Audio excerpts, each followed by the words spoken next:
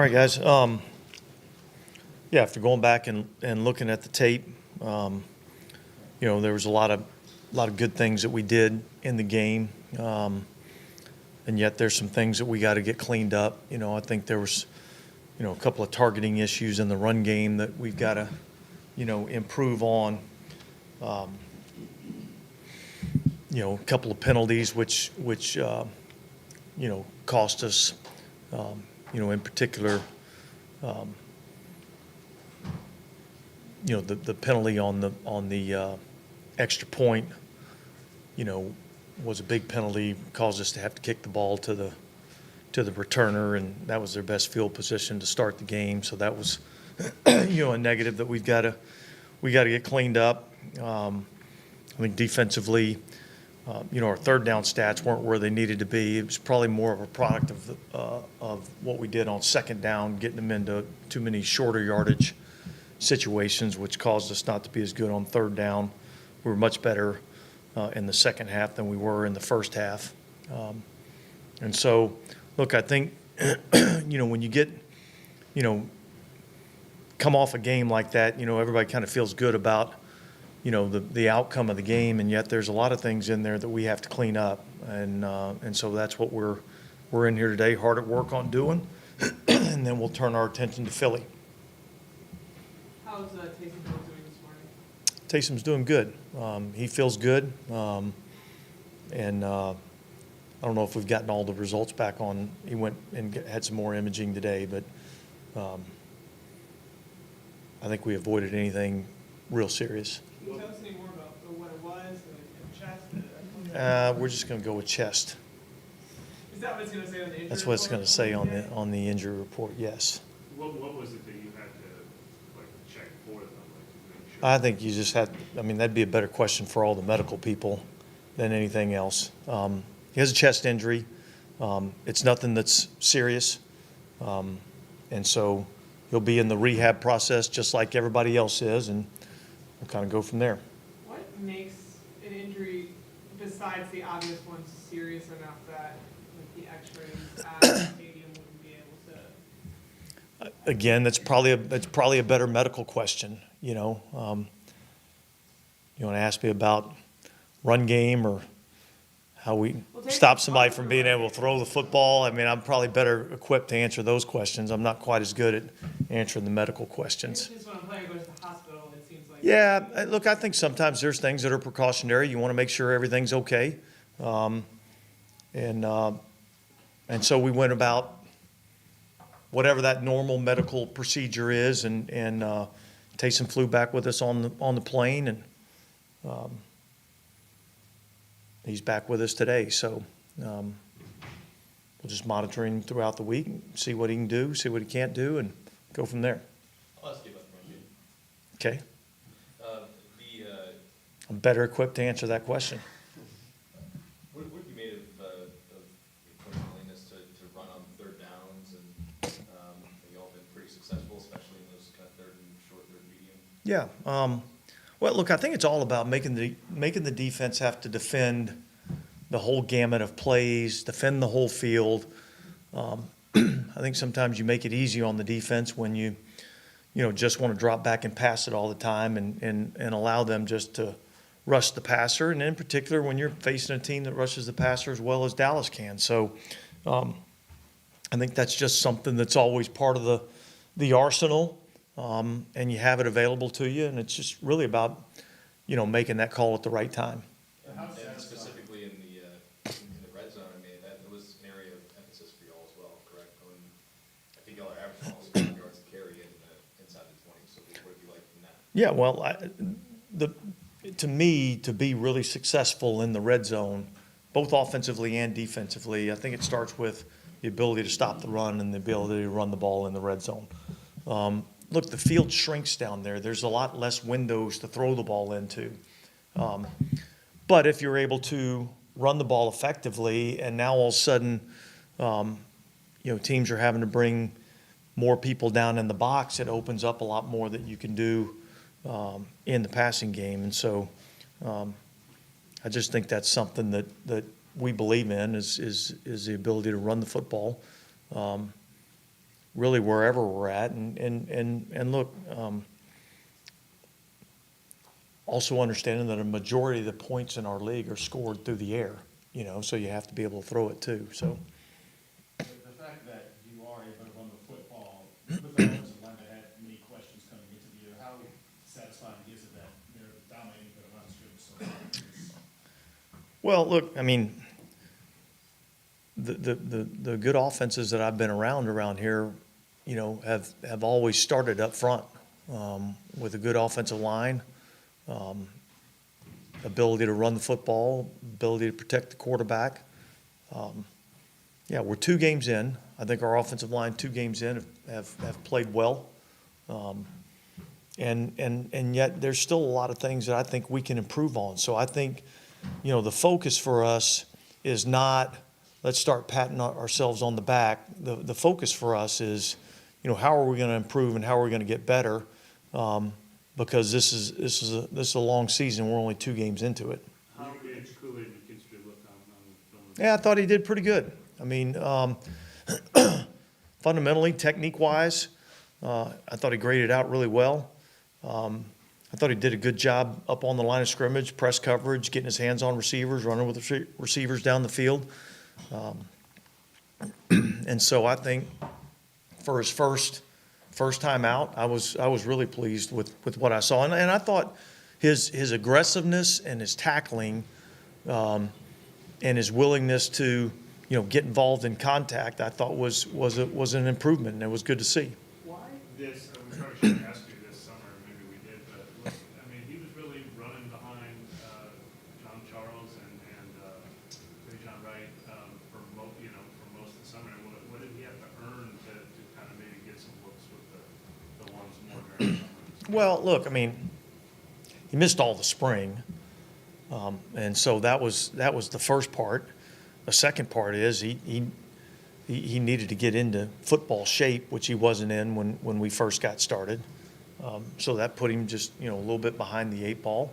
Then he got injured in the San Francisco game, and so there's a lot of things that kind of went into that. And yet, I think if you went back and looked, there was plenty of times that he was maybe not getting reps out there with the first group, but he was running against the second team. Pretty significantly, and I think it's just get in there and earn your stripes, and I think he's done a pretty good job being able to do that. Yeah, well, obviously that was all set up for the second part of the question, which is what did he do to earn like a big assignment like this just 2 weeks into? Well, he's next man up. I mean, we drafted him in the second round for a reason. I think. A lot of teams, I can't remember exactly where we had him on the board, but we had a good grade on him. And so when he was available in the draft, we felt like we were getting a real kind of bargain at that price. He's smart, he's instinctive, he's fundamentally sound in what he does from a coverage standpoint. And so I think those are all things that we knew were there. But the fact that he wasn't here all spring or available all spring, he got injured in the San Francisco game, kind of made it harder for us to see him a whole lot, throughout the course of the summer. But yeah, we feel confident in his ability to go in there and help us win if we need him to. Are you interested to see how your offense reacts if the team takes away play action on the run game the way they did the first 2 games? Well, yeah, look, I mean, I think you're always anxious to see how your team, handles adversity. But look, it's a team game. And so, obviously our job as coaches are to try to put together game plans that give our players the best chance for success. And yet it doesn't always work out exactly as planned. And so sometimes you got to adjust. I thought our offense did a nice job of adjusting to a couple of things, some different fronts and things that we saw in the game that, we really hadn't anticipated. But I thought our guys adjusted well to it. And for Trevor Penning, is it fair to say maybe he's turned a corner a little bit, at least past? I think it's fair to say he's improving. I think he's done some really good things. So yeah, I think this is a guy that's gotten better each and every week, and that just goes to show, like, it takes time, it takes reps, it takes being able to go through that process, and I think early on in his career he missed a lot of time, and it was hard to get that experience. I think he's gaining some of that on the run, and I think every game that he goes out and plays, he's getting a little bit more and more confident. Was there something you were particularly encouraged by? You put Udo in there near the end of camp. Like, did you see that? Yeah, well, I think, Ignite a positive response. yeah, I think in the Carolina game, I thought he played pretty well, and I think even after the game, I said there were some things that he did really well, and then there's still some things he needs to improve on. I'd say the same thing about this week. There were some things that he did really well. There's some things he still needs to improve on. I think his run blocking's been, kind of exactly what we thought we could get out of him in terms of an aggressive, blocker in the run game, and I think he's getting better as a pass protector. So, just like all these guys, just like our whole football team, let's just go to work this week. Let's work on the things that we have to improve on, and try to get a little bit better this week. You guys obviously have Jalen Hurts this week. Last year, you kind of avoided the real running threat quarterbacks, primary running threat quarterbacks like Justin Fields and Anthony Richardson. Do you think you've come up with some things over the last couple of years to kind of combat the trend or the lack of success you guys have had? Well, look, I mean, we'll see. Look, these guys that are really good running the football, I wouldn't say that's a unique challenge that we have. I'd say they've been fairly effective running the ball on, a lot of teams, and yet I know that that's a big part of what Philly has done offensively over the last few years, and we've, I think the 2 years that we played them, 2021, those 2 years, 1 year we did a good job of kind of minimizing Jalen Hurts in terms of being able to run the football, but didn't do as good a job of stopping the running back, and then vice versa, a previous year or the year after. I can't remember exactly what that was. We'll get up there and start watching that tape here pretty soon. So, we know that they got two really good weapons back there in the backfield, and the quarterback that can run it, and Saquon that can run it. So it'll be a tough challenge. And I think Jeff Stoutland does a really good job, in terms of the run game and having a good plan. And then So, we we see the speed with Rashid, it's obvious, but like, is there like nuances to the way he plays? It makes him such a good deep ball player, like whether it's like stem or the way he tracks the ball or. Yeah, well, it starts with speed. His ability to run off the football, step on the DB's toes, and really close that cushion down, I think is probably the number one thing. I think the other thing, I think he does an exceptional job of tracking the deep ball,